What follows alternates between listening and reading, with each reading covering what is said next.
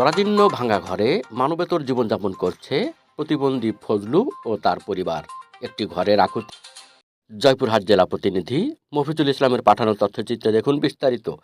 জয়পুরহাটের পাঁচবিবিতে মোহাম্মদপুর ইউনিয়নের ডুগডুগি রাস্তার পাশে পাঁচগাছি নামক স্থানে জরাজীর্ণ ঘরে মানবেতর জীবনযাপন করছে প্রতিবন্ধী ফজলু ও তার পরিবার। মাথার উপরে ভাঙা টিনের ছাউনি দিয়ে ঝুপড়ি ঘরে ৩ সন্তানকে নিয়ে স্ত্রীসহ প্রতিবন্ধী ফজলুর রহমানের বসবাস।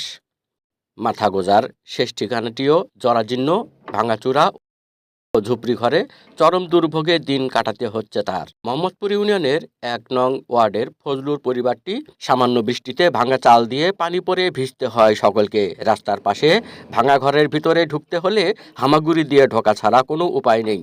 তবুও নিরুপায় হয়ে বসবাস করছেন ফজলু ও তার পরিবার। রোগাক্রান্ত প্রতিবন্ধী হওয়ায় ফজলুর হাঁটা চলায় কষ্টসাধ্য, তবুও তাকে বের হতে হয় পেটের দায়ে জলপাই বিক্রি করতে। জলপাই বিক্রি করে দিনে ২ থেকে ২৫০ টাকা আয় করেন তিনি। তা দিয়েই চালান পরিবার। মাথা গোজার ঠাঁইটুকুও নেই তার। এই শীতকালে দিনযাপন নিয়ে খুব চিন্তিত এই পরিবারটি। প্রশাসনের নিকট, বিশেষ করে উপজেলা নির্বাহী অফিসারের নিকট ফজলুর রহমান নতুন একটি ঘর নির্মাণ করে দেওয়ার জন্য অনুরোধ জানান। ছোটবেলা থেকে এই ফজলুর কষ্টকর দেখে আসতেছে। এই টিনের বেড়ার মাঝে তার ৩টা সন্তান নিয়ে থাকাটা খুবই কষ্টকর। উপজেলা প্রশাসন এবং বিশেষ করে ইউনো মহোদয়ের কাছে বিশেষ অনুরোধ করতেছি, তাকে একটা ঘর যেন বরাদ্দ দেওয়া হয়।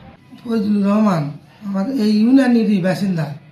উনি খুব গরিব, অসহায় একজন প্রতিবন্ধী ব্যক্তি, কোনো জায়গায় নাই। উনি একটা রাস্তার পাশে ৩টা সন্তান নিয়ে, স্ত্রী নিয়ে ভাঙ্গা টিন দিয়ে ঘিরে বসবাস করে। ভূমিহীনের তালিকায় আমরা ওনার কোনো নাম পাইনি, উপজেলায় নামটা পাঠাতে পারিনি। তবে ইউনিয়নে ছোটোখাটো কোনো বরাদ্দ এলে আমরা ওনাকে দেওয়ার চেষ্টা করি। শেখ নাসির, নিউজ ডেস্ক, সারা বাংলা সংবাদ, ঢাকা।